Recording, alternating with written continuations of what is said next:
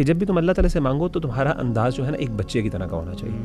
यानी जिस तरीके से एक बच्चा अपनी माँ से कोई चीज़ मांगता है, रो रो के लगन के साथ पीछे पड़ जाता है, बिल्कुल इस तरीके से अल्लाह से मांगो और अल्लाह देगा। अल्लाह ताला माओ से ज़्यादा रहम करने वाला है इंसान के ऊपर। दूसरी बात कि पूरी इस आपने माइंड सेट इंटेंशन के साथ दाखिल होना है दुआ में कि इंशाल्लाह अल्लाह रब्बुल आलमीन मेरी दुआ सुन भी रहा है, समी अल्लाहु लिमन हमीदा, और अल्लाह रब्बुल आलमीन कबूल भी फरमाएगा। कि लोग आम तौर पे ये सवाल करते हैं कि हमें कैसे पता चले कि हमारी दुआ कबूल होगी। सही। अब ये देखें ना, ये आयत व अय्यूब इज़ नादा रब्बहू, यानी उसने तड़प से एक आवाज़ लगाई कि अन्नी मसनी ज़ुर्रु अंता अर्हमुर राहिमीन। कितनी बेचारगी, कितनी इसमें अल्लाह रब्बुल आलमीन पे डिपेंडेंस है कि ऐ मेरे रब तकलीफ़ ने मुझे छू लिया है और बेशक आप अरहमुर राहिमीन है। और अल्लाह ताला कहते हैं कि हमने उसे रिस्पॉन्ड किया और हमने उसकी जो मुश्किल थी वो रिमूव की और उसकी फैमिली उसे वापस दी। और फिर देखें कि अल्लाह ताला हज़रत इस्माइल का, ज़िलकिफ़्ल का, ये जो आपने रुकू ज़िक्र किया ना सूरह अंबिया का आयत नंबर 83 ऑनवर्ड्स, हज़रत इदरीस का जिक्र किया अल्लाह रब्बुल आलमीन ने, और इन्हें सबको कहा कुल्लु मिनस साबिरीन, ये सब के सब जो है वो सब्र करने वाले। फिर ज़ुन्नून का जिक्र है और सुभान अल्लाह उनकी, अल्लाह कहते हैं फ़नादा फ़ी ज़ुलुमात, यानी उसने ज़ुलुमात में से, अंधेरों में से उस बंदे ने पुकारा ला इलाहा इल्ला अंता सुब्हानका इन्नी कुन्तु मिनज़ ज़ालिमीन। और इसको इस्मुल आज़म भी कहा जाता है। जी जी जी जी, रिवायत के मुताबिक इस्मुल आज़म जो है, यानी जब भी इंसान इसको कोट करके इसका रेफरेंस दे के अल्लाह से मांगते तो अल्लाह उसको अता करता है। बिल्कुल ऐसी है। तो ये तो चलें ज़बरदस्त एक साबित हो गया कि अल्लाह रब्बुल आलमीन से जब मांगना है तो अल्लाह खूब तौहीद का आपने इकरार करना है अल्लाह की, और अपनी आजिज़ी का इकरार करना है। अब कुछ माइंड सेट दुआ से पहले, जैसे हमारे नबी सल्लल्लाहु अलैहि वसल्लम ने बाकायदा ये सिखाया कि फुल ऑप्टिमिस्टिक होके दुआ मांगो। No matter who you are, no matter क्या गुनाह है आपका, नो मैटर आप लेट से दुनिया के बदबख्त तरीन इंसान हो, लेकिन दुआ मांगने से पहले एंटर जिस माइंड सेट से होना है मीरा भाई, कि एक तो हीडलेस बंदे की दुआ ऊपर तक नहीं जाती, ये बाकायदा हदीस से साबित है। ये लो, हाँ बिल्कुल बिल्कुल, नहीं मैं थोड़ा सा इसकी वजाहत भी करूँगा जी। हाँ बिल्कुल, ये मतलब हीडलेस से मुराद है जो लापरवाही से गाफिल होके दुआ कर रहा है। यानी दुआ एक तो है जनरली एक बंदा हीडलेस है, हाँ, और एक है जो दुआ के अंदर गाफिल है, ये दो अलग चीज़ें। हाँ ठीक है, ठीक। ये गुनाह, इसे असल में बाज़ लोग ये मुराद लेते हैं ना कि गुनाहगार की नमाज दुआ नहीं सुनता, अल्लाह नहीं सुनता, असल तो अल्लाह नेकों की सुनता है। नहीं, नहीं, हम बात कर रहे हैं जो दुआ करते हुए हीडलेस है, जिसको समझ नहीं आ रही कि मैं क्या दुआ कर रहा हूँ, और बस वो खाना पूरी के लिए ये जो एक वर्ड है उसके हवाले से मैं बात करूँगी। हदीस से भी साबित है कि गाफिल जो दिल है उसकी दुआ जाहिर है कि उसमें वो इफेक्ट नहीं होगा। और दूसरी बात कि पूरी इस आपने माइंड सेट इंटेंशन के साथ दाखिल होना है दुआ में कि इंशाल्लाह अल्लाह रब्बुल आलमीन मेरी दुआ सुन भी रहा है, समी अल्लाहु लिमन हमीदा, और अल्लाह रब्बुल आलमीन कबूल भी फरमाएगा, अल्लाह रब्बुल आलमीन ज़रूर कबूल फरमाएगा। तो ये मैं चाहता हूँ कि ज़रा अहदीस की रोशनी में थोड़ी और वजाहत इसकी कि what's the mind set. Ali भाई, इसमें ना दो चीज़ें मैं जिक्र करूँगा। पहले तो मैं ये जिक्र करूँगा जो आपने जिक्र की, यानी बात की है, ये हदीस है अल्लाह के रसूल सल्लल्लाहु अलैहि वसल्लम की कि माइंड सेट क्या होना चाहिए। सुनन तिरमिज़ी की हदीस है, आपने फरमाया उदउल्लाह व अंतुम मूक़िनून बिल इजाबा, कि जब भी तुम अल्लाह ताला से दुआ करो तो तुम्हें खूब यकीन हो इस बात का कि अल्लाह इसका जवाब देगा, अल्लाह इसको पूरा करेगा। और फिर आपने फरमाया कि वअलमू अन्नल्लाह ला यस्तजीबु दुआअन मिन क़ल्बि गाफ़िलिन लाहिन, ये आपने जो जिक्र किया ना कि अल्लाह ताला किसी गाफिल दिल की दुआ को नहीं कबूल करते।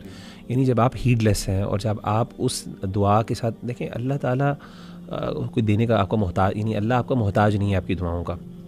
तो आप जब अल्लाह के सामने आए हैं और आप अगर केयरलेस हैं, आप उस लगन के साथ अल्लाह से मांग ही नहीं रहे जो अल्लाह ताला चाहते हैं कि आपको एक अटैचमेंट फ़ील हो, तो उसके बाद अल्लाह ताला ऐसी दुआ को ख़ास तौर पे इतनी अहमियत नहीं देते। इसी तरीके से जब आप अल्लाह से मांग रहे हैं और आप कहते हैं पता नहीं अल्लाह ने कबूल करनी है कि नहीं करनी, शक भी है, और ना सिर्फ शक बल्कि आप उसकी आप इतना बॉदर भी नहीं करते। आप कहते हैं यार बस मैं मांग लेता हूँ, चलें। तो भाई अल्लाह को क्या पड़ी आपको सेटिस्फाई करने की? भाई अल्लाह ने आपको सेटिस्फाई करके कोई पॉइंट तो नहीं ना प्रूव करना, अपना आप तो नहीं ना प्रूव करना, अल्लाह माफ़ करे। तो उदउल्लाह व अंतुम मूक़िनून बिल इजाबा, अल्लाह से मांगो इस यकीन के साथ कि अल्लाह तुम्हारी बात को सुनेगा और तुम्हारी बात को पूरा करेगा। तो ये एक कन्विक्शन, ये एक यानी एक स्ट्रॉन्ग फीलिंग के साथ अल्लाह के सामने पेश होना, और ऐसे माइंड सेट के साथ कि मैंने अपने रब से, जैसे कि बाज़ उलमा ने ये भी कहा ना हमारे इस्लाफ में से, कि जब भी तुम अल्लाह ताला से मांगो तो तुम्हारा अंदाज़ जो है ना एक बच्चे की तरह का होना चाहिए। यानी जिस तरीके से एक बच्चा अपनी माँ से कोई चीज़ मांगता है, रो रो के लगन के साथ पीछे पड़ जाता है, बिल्कुल इस तरीके से अल्लाह से मांगो और अल्लाह देगा। अल्लाह ताला माओ से ज़्यादा रहम करने वाला है इंसान के ऊपर। तो ये तो एक फ़लसफ़ा है। दूसरी बात अली भाई, मैं एक वजाहत करना चाहता हूँ, जैसे मैंने जिक्र किया, ये भी हमारे यहाँ बहुत ज़्यादा कन्फ्यूजन है। देखिए हमारे दीन इस्लाम की, और इसको हम अप्रिशिएट करते हैं, मैं और आप भी करेंगे, क्योंकि एक ज़माने में हमारी भी कुछ सोच इस तरह की थी कि अल्लाह ताला इस्लाम के ना बहुत से एहसानात हैं हम पर, और एक सबसे बड़ा एहसान जो इस्लाम का हम पर है ना, कि इस्लाम ने ना एक बंदे को डायरेक्टली अपने रब के साथ कनेक्ट किया। सुभान अल्लाह। आप जितने भी रिलीजन्स को उठा लें, ये जो डेमी गॉड्स का तस्वुर है, वो क्या तस्वुर? वो तस्वुर ये है कि भाई बड़े खुदा तक पहुंचने के लिए आपको ना इंटरमीडियरीज की ज़रूरत है, यानी आप डायरेक्टली नहीं पहुंच सकते ना, आप इम्प्योर हैं और आपकी रसाई वहाँ तक नहीं है।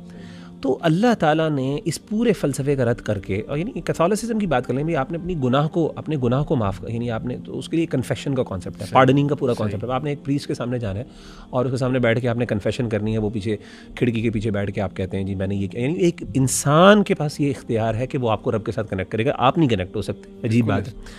तो यानी डेमी गॉड्स का तस्वुर यहाँ पे सारा हमने अल्लाह माफ़ करे कर दिया। और अब आप देखें कि एक बंदा, अल्लाह ने कितना बड़ा एहसान किया। अल्लाह कहता है तू छोड़ सारों को, तू मेरे से डायरेक्टली कनेक्ट हो। वइज़ा सअलक इबादी अन्नी फ़इन्नी क़रीब उजीबु दावत दाई इज़ा दआनी फ़लयस्तजीबू ली। अल्लाह ने कहा कि जब भी मेरे बंदे मेरे बारे में सवाल करें तो मैं करीब हूँ और मैं हर सुनने वाले की दुआ को पुकार। हर सुनने वाले का मतलब ये है कि जो बंदा भी पुकारे, तो यहाँ से जैसे मैंने आपको कहा ना, बहुत से लोग ये समझते हैं कि शायद अल्लाह सुनता ही ऐसे शख्स की है जो बड़ा नेक है। अरे अल्लाह सुनता है, उनकी भी सुनता है, अब उसको डिनाई नहीं करते, लेकिन अल्लाह चाहते हैं कि आप उसके सामने हो। जितने गुनाहगार हाथ लेके आप अपने रब के सामने पहुंचेंगे, उतनी ही तड़प आपके अंदर होगी ना। मतलब अब एक बंदा मोमिन है, वो आपके लिए दुआ मांग रहा है, कभी भी उस लगन से शायद उस जज्बे के साथ नहीं मांग सकेगा जिस फीलिंग के साथ आप मांग रहे हो। यानी आप अल्लाह के सामने होंगे, आजिज़ भी होंगे, आपको अपने गुनाह भी याद आएंगे, आपको उसमें शर्मिंदगी नदामत भी होगी। तो उस दुआ के नतीजे में जहाँ पे अल्लाह आपको हो सकता है बहुत सी चीज़ें अता करें, वहाँ पे आपके गुनाहों की जो माफ़ी हो रही है वो क्या चीज़ है? मुझे तो एक जुमला याद आ गया मुगीरा भाई, एक स्टेटस के नीचे ना मेरे एक खातून ने कमेंट किया, अल्लाह उनकी मुश्किलें आसान करे। पता नहीं वो किस गम से और क्या एक्सपीरियंस है उनका कि उन्होंने इस तरह का जुमला अदा कर दिया। उन्होंने कहा कि ना अली भाई आप मेरे लिए दुआ करें, क्योंकि अल्लाह मेरी तो सुनता नहीं, क्या पता आपकी सुन ले। और ये बहुत कॉमन जुमला है। That was very heartbreaking. और ये बड़ा बिल्कुल आपने सही कहा कि अब पता नहीं इसके पीछे या तो ये सोच है कि पता नहीं मुझे बड़ा नेक समझते हैं लोग, या ये सोच है कि मेरी तो सुनी नहीं अल्लाह ने, चलो किसी और से दुआ करा के देखें। तो दोनों ही सोचें गलत हैं। मेरे वाले साहब बड़ा ज़बरदस्त का जवाब देते हैं, वो कहते हैं कि अल्लाह ने शैतान की दुआ को रद्द नहीं किया। ये आपकी दुआ को रद्द कर देगा कि शैतान ने अल्लाह की नाफरमानी की और कहा क़ाल रब्बी अंज़िरनी इला यौमि यबअसून, कि अल्लाह मुझे ना क़यामत के दिन तक की मोहलत दे दे। उसको ये बात पता थी कि इस बारगाह से जो मांगेंगे ना वो मिल जाएगा। तो फ़ौरन मांग लिया और अल्लाह ने दे दिया। यानी अल्लाह अगर भाई इतना बड़ा अल्लाह की बगावत कर रहा है, अल्लाह के सामने खड़ा हो रहा है, कहता मैंने सजदा नहीं करना, और साथ ही दुआ भी मांग रहा है, अल्लाह ने दुआ कबूल कर ली। तो भाई आप ये ना, आप शैतान से बड़ी तो अल्लाह माफ़ करे नहीं है ना, तो आपकी भी अल्लाह सुन लेगा इंशाल्लाह। मैं इसको एक और एंगल से मैं देखता हूँ कि अब जैसे कुछ यूथ हमसे पूछते हैं ना, आपसे भी पूछते होंगे कि देखें जी आपने कहा कि अल्लाह से फुल बिलीव के साथ मांगो और अल्लाह डेफिनेटली देगा, इस बिलीव के साथ दुआ में एंटर हो। तो वो कहते हैं कि नहीं हमने इसी बिलीव के साथ मांगा लेकिन फिर भी नहीं मिला। तो वो एक को तो मैंने बल्कि मिसाल भी दी, मैंने कहा अच्छा तुम ये बताओ, देखो तुम मुख्तलिफ दुआएं करते हो दिन में। उसने कहा बिल्कुल, नमाज में भी करते होगे, रब्बी जालनी मुकीमत सलाती, ये तो बड़ी कॉमन दुआ सब करते हैं। रब्बना आतिना फिद दुनिया हसना, ये भी करते होगे। उसने कहा करता हूँ। हिदायत की भी करते हो? उसने कहा करता हूँ। जन्नत मांगने की भी करते हो? बिल्कुल। तो मैंने कहा कि देखो तुम जो दुआ कबूल करवाना चाह रहे हो ना कि मेरी फ़लाने से शादी हो जाए, फ़लानी से शादी हो जाए, तो उसके साथ तुम ये दुआएं भी कर रहे हो, मुझे जन्नत मिल जाए, मुझे हिदायत पे रख है अल्लाह, मेरी दुनिया आखिरत संवार दे। तो अगर तुम्हारी वो वाली दुआ कबूल हो गई इन दिस सेंस कि तुम्हारी वाकई शादी हो गई, तो शायद तुम्हारी जन्नत भी चली जाए, तुम्हारी दुनिया आखिरत की भलाई भी चली जाए, हिदायत भी चली जाए। और ऐसा होता है, अल्लाह माफ़ करे, आपकी गलत जगह शादी हो जाए तो लोग डिप्रेशन में चले जाते हैं, लोग बेकार हो जाते हैं, लोगों की दुनिया आखिरत ख़राब हो जाती है। तो जिस रब से तुम मांग रहे हो, जिस यकीन से, उसको पता है कि भाई इसको मैंने किस तरह से देना है, कब देना है, और देना है कि नहीं देना है। अब देखिए ना, आखिरत के लिए भी अल्लाह ने सेव करना है बहुत सी चीज़ें। तो बस ये इंसान थोड़ा बेसब्र है, बल्कि हम सब बेसब्र हैं, अल्लाह हम सबको सब्र दे। बट रेस्ट अश्योर्ड, यानी अकॉर्डिंग टू हदीस, जैसे आपने कहा कि अल्लाह सुनता भी है और अल्लाह कबूल भी करता है। ये तो हो ही नहीं सकता कि अल्लाह ताला, नबी ने फरमाया जब तुम हाथ उठाते हो, your lord is shy, he is shy to return you empty handed. ये शाइनेस को थोड़ा एक्सप्लेन करें, क्योंकि ऑडियंस कुछ और ना शाइनेस से समझ ले। What is this expression? हदीस में आता है अल्लाह के रसूल सल्लल्लाहु अलैहि वसल्लम, इन्नल्लाह हय्युन करीम, अल्लाह ताला बहुत हया वाले हैं, करम वाले हैं। यस्तही, अल्लाह को हया आती है कि जब भी एक बंदा अल्लाह के सामने अपने हाथों को उठाता है, यरुद्दहुमा सिफ़रन, के उनको खाली हाथ वो लुटा दे। तो ये इतना करीम रहीम व करीम है। अगर आपने वो आदाब, और इंशाल्लाह हम उसका जिक्र भी करेंगे कुछ आदाब का कि जो ज़रूरी हैं और नेसेसरी हैं कि जिनका इंसान ख्याल रखे तो अल्लाह दुआ ज़रूर कबूल करते हैं। अली भाई, एक बात यहाँ पे ज़रूरी है समझने वाली, वो ये है कि लोग आम तौर पे ये सवाल करते हैं कि हमें कैसे पता चले कि हमारी दुआ कबूल होगी। सही।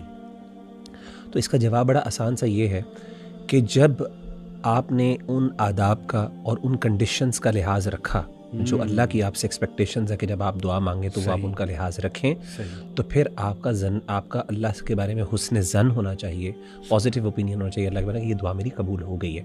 उसके बाद शक करना ना, ये एक बुरी बात है। यानी आपने कंडीशंस पूरी की, अल्लाह ने जो कहा आपने पूरी करनी, उसके बाद भी अगर आप शक करें, इसका मतलब पता क्या कर रहे हैं आप? असल में शक कर रहे हैं कि अल्लाह ने जो कुरान मजीद में दावा किया ना अपने बारे में कि मैं सुनता हूँ, आप उसको क्वेश्चन कर रहे हैं, आप उसके बारे में शक का शिकार हो रहे हैं। ये बल्कि एक नेगेटिव बात है। बिल्कुल सही। तो ये बल्कि लोगों को ख्याल रखना चाहिए कि जब, हाँ, ये बात ज़रूर आप देख लें, मेक श्योर करें कि आपने उन कंडीशंस को पूरा किया हो और वो कंडीशन